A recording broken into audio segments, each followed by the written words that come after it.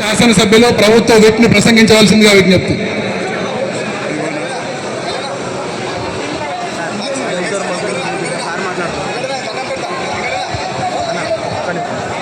ఈరోజు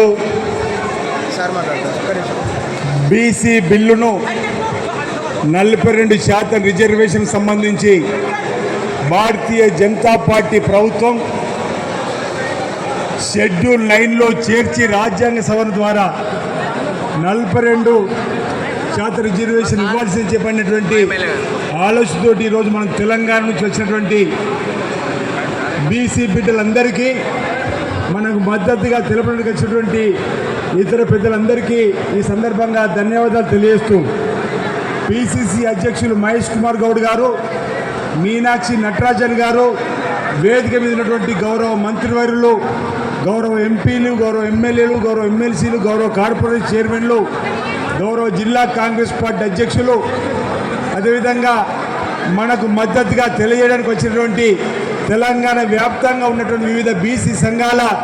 నాయకులు, ఉద్యోగ సంఘాల నాయకులు, గౌరవ పాత్రికేయ మిత్రులందరూ కూడా నా హృదయపూర్వక నమస్కారం సందర్భంగా తెలియజేస్తూ, స్వతహాగా బీసీ బిడ్డ కాకున్నప్పటికీ గౌరవ ముఖ్యమంత్రి శ్రీ రేవంత్ రెడ్డి గారు ఈ దేశంలో కులగణన జరగాల్సిందని చెప్పని ఇచ్చినటువంటి పిలుపు, శ్రీ రాహుల్ గాంధీ గారి భారత్ జోడో యాత్రలు ఇచ్చినటువంటి పిలుపుకు అనుగుణంగా ఈరోజు మన రాష్ట్రంలో జరిపిన కులగణనలో 56.37% ఈరోజు బీసీలు ఉన్నారని లెక్క పక్కగా తేలిన తర్వాత సుప్రీంకోర్టు కూడా ఆయా రాష్ట్రాల్లో శాస్త్రీయ పద్ధతుల్లో కులగణన జరుపుకొని మీరు రిజర్వేషన్ ఇచ్చుకుంటే అభ్యంతరం లేనటువంటి పరిస్థితులలో మనం 42% ఈరోజు రిజర్వేషన్ ఇచ్చేటువంటి కార్యక్రమాన్ని అసెంబ్లీలో ఆమోదం చేసుకొని చట్టాన్ని చేసుకొని ఈరోజు ఢిల్లీకి పంపిస్తే ఈరోజు ఈ సభ ద్వారా అడుగుతూ ఉన్న భారతీయ జనతా పార్టీ ప్రభుత్వాన్ని, రాష్ట్ర శాసనసభలో 8 మంది ఎమ్మెల్యేలు బీసీ బిల్లుకు మద్దతునిచ్చి ఈరోజు ఇదే బీసీల ఓట్లతో గెలిచినప్పుడు 8 మంది ఎంపీలు, ఇద్దరు కేంద్ర మంత్రులు ఢిల్లీ ప్రభుత్వం దగ్గరికి వచ్చే వరకు మాత్రం నయ్యని అంటున్నారు. ఎందుకన్నమాట